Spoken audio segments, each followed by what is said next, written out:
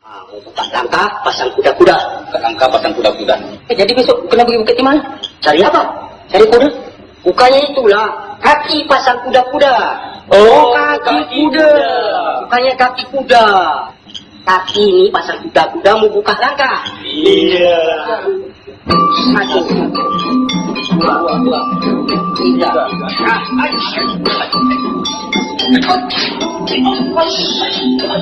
Apa saya kalau loncat?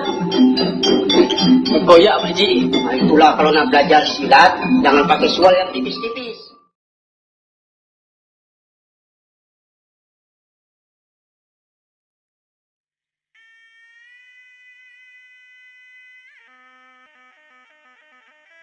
Warisan Pendekar Melayu. Pada suatu ketika, dahulu pahlawan-pahlawan Melayu di zaman dahulu kala menggunakan seni silat sebagai seni mempertahankan diri.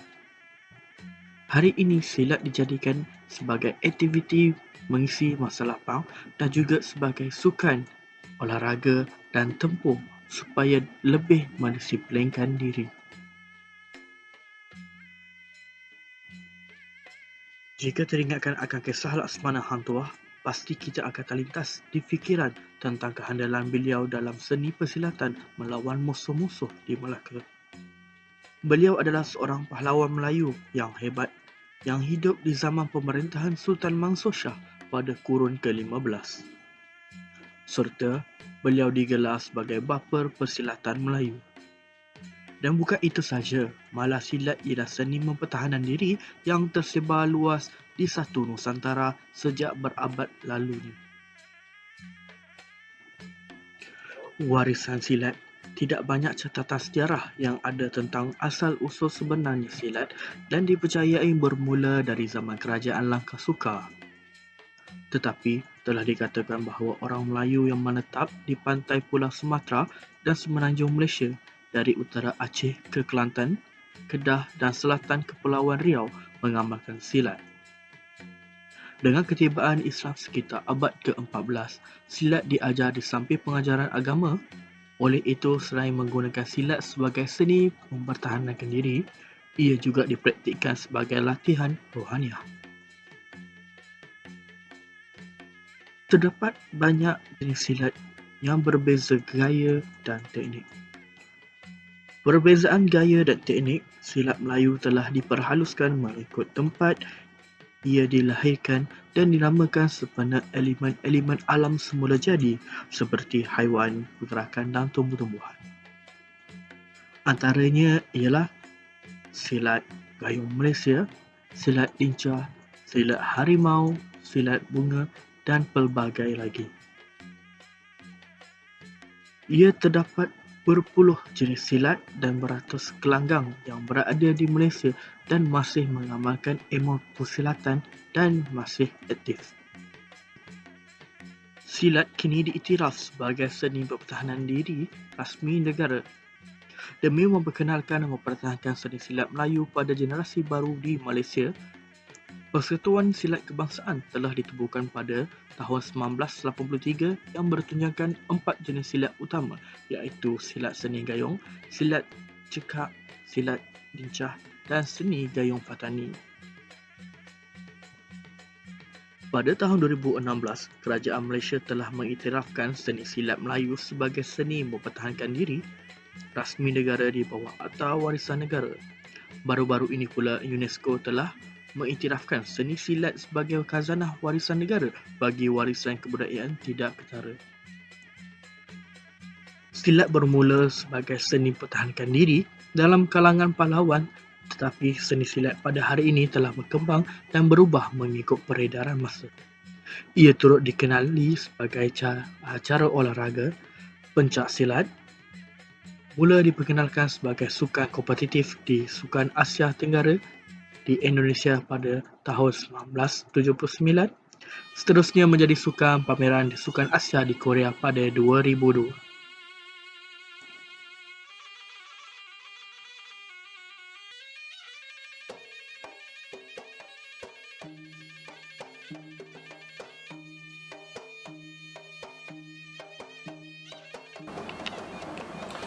Assalamualaikum warahmatullahi wabarakatuh.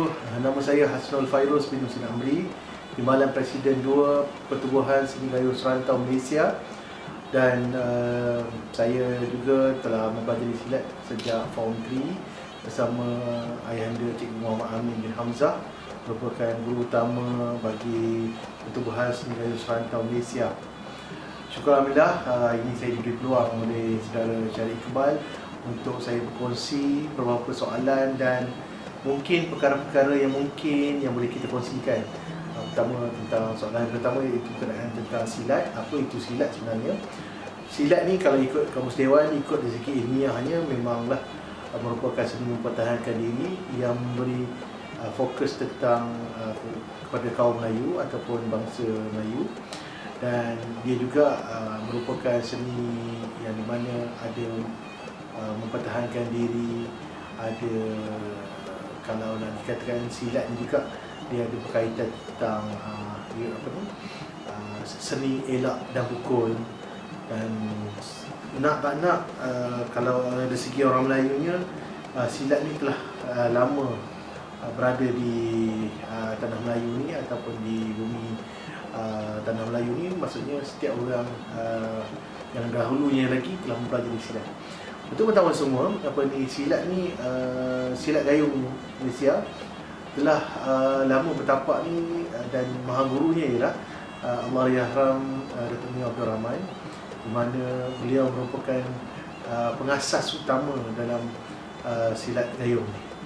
So kami dalam silat ni, silat gayung ni dia ada beberapa ilmu disiplin ataupun disiplin ilmu yang perlu kita kuasai. Daripada pertama sekali dari segi gerakannya, dari segi elakannya, kunciannya, tapaknya serta pukulan mautnya. So 5 perkara ni merupakan asas utama dalam kita menguasai silat gayung. Dan apapun mempelajari silat gayung ini, salah satu perkara yang faedahnya ialah, pertama sekali ialah dia salah satu mendisiplinkan pesilat itu sendiri. Nak tak nak, kalau katakan pesilat itu datangnya tidak berdisiplin, kalau kita tengok dari segi faktor luaran juga, dari segi pemakaian baju, ada tanjak, bajunya hitam, ada bengkung, walaupun baru masuk pun dia akan pakai bengkung hitam kosong, kemudian seluar hitam. Ini salah satu asas di mana mereka perlu disiplinkan diri sebelum memulakan asas sebuah silat. Ada yang setengah tu apabila untuk berguru dia perlu diperlimaukan. Ramai orang tanya kenapa diperlimaukan. Adakah ini salah satu ni? Sebenarnya perimau ni kalau ikut dari segi sainsnya ataupun dari segi kaedah aromaterapi dia, itu menyucikan perkara-perkara yang tidak baik, supaya dengan ada beberapa amalan, iaitu dengan selawat Nabi-nya, ada ayat bacaan Al-Fatihahnya. Ini salah satu untuk buat pembersihan. Satu penting untuk diperlimaukan perlulah dengan guru. Ini salah satu yang menjadikan salah ikatan antara guru dan anak murid itu sendiri. Dan selepas faedahnya juga, selain pada mendisiplinkan diri, pada masa sama juga dia akan mematangkan. Sebab perkara dalam silat ni, nak tak nak kita kena dengar cakap guru yang mengajari hadapan. Kalau katakan seorang murid tu ingkar arahan, contoh katakan suruh tumuk dia pergi elak ataupun pergi tikam, ini akan menyebabkan disiplin ilmu itu tidak dapat turun pada silat tersebut. Sebab itu penting dalam elemen seni mempertahankan diri ataupun silat, secara tak langsung dia akan ada, bila kita belajar selalu seni mempertahankan diri atau belajar silat, dia akan ada gerak tidak balas yang kita boleh rasa. Apabila orang menumbuk, kita boleh mengelak. Orang menendang, kita boleh menahan. Ini salah satu perkara yang mungkin boleh menjadi tindak balas secara tak sedar. Sebab itu penting apabila seseorang tu mempelajari silat, dia akan dapat perkara ini. Perkara ketiganya, apabila selain daripada dia disiplin, selain daripada dia dapat menguasai ataupun dia dapat tidak balas, dia juga dapat menyihatkan tubuh badan. Badan ni kalau kadang kita nampak selembik, apabila kita kena tekan tubi dalam seni mempertahankan atau silat, dia akan kena tekan tubi, kena buat. So tulang kita akan kuat, fokus kita akan makin tinggi. Sebab kita kena silat, kena fokus, tak boleh hanya bila tak fokus ni tu yang kadang-kadang kena pelampar tiba-tiba. Sebab tu penting kita kena fokus pada siapa kita punya gerak lawan. Sebab tu penting, 3 ni pun dah cukup sebenarnya apabila faedah, apabila kita melihat kita berada dalam silat ataupun apa juga seni pertahanan diri. Dan ada orang kaitkan tentang ilmu silat ni tentang ilmu ataupun yang tentang perkara-perkara yang khurafat. Sebenarnya bergantung pada diri. Sebab silat ni sebenarnya ialah belajar kita sebenarnya banyak bercakap tentang ilmu ketuhanan. Sebab kalau seorang itu seorang pesilat tu dia mengamalkan perkara-perkara yang baik, sebenarnya kalau kita tengok daripada zaman Rasulullah lagi sudah ada seniman pertahanan diri ni. Tapi mereka menggunakan semua elemen ketuhanan. Sebab tu mereka sentiasa berharap ataupun sentiasa serah suatu perkara itu pada Tuhan ataupun kepada Allah. Maksudnya silat ni juga mana-mana pesilat dia akan bergantung pada Tuhan dia. Tidak pernah ada elemen yang khurafat ke ataupun menduakan. Sebab kalau selama yang saya belajar silat ni, saya tak pernah pula ada orang kata lihat perkara-perkara yang mistik ataupun menyeru-menyeru yang tidak ada. Sebab yang ada adalah diri dia dengan Tuhan dia. Sebab tu pentingnya elemen dalam ilmu persilatan ni dia kena belajar macam mana dia sentiasa khatam kulhu ataupun surah Al-Ikhlas, ataupun dia kena selawat Nabi, perkara-perkara yang sentiasa yang berharap pada Tuhan dia. Tidak ada lagi elemen-elemen ataupun yang menyekutukan Tuhan dia. Sebab tu kalau dalam silat ni tidak pula saya nampak perkara-perkara yang orang kata tak baik ataupun tidak ni. Sebab tu pentingnya mencari guru yang betul, pentingnya sentiasa berkawan dengan yang orang-orang yang keliling yang faham tentang silat dan faham tentang agama, supaya ia tidak elemen silat itu tidak dirosakkan oleh perkara-perkara yang syirik, insya-Allah. Itu saya ucapkan terima kasih. Mungkin kita akan bertemu lagi dengan saudara Syarif Iqbal, insya-Allah.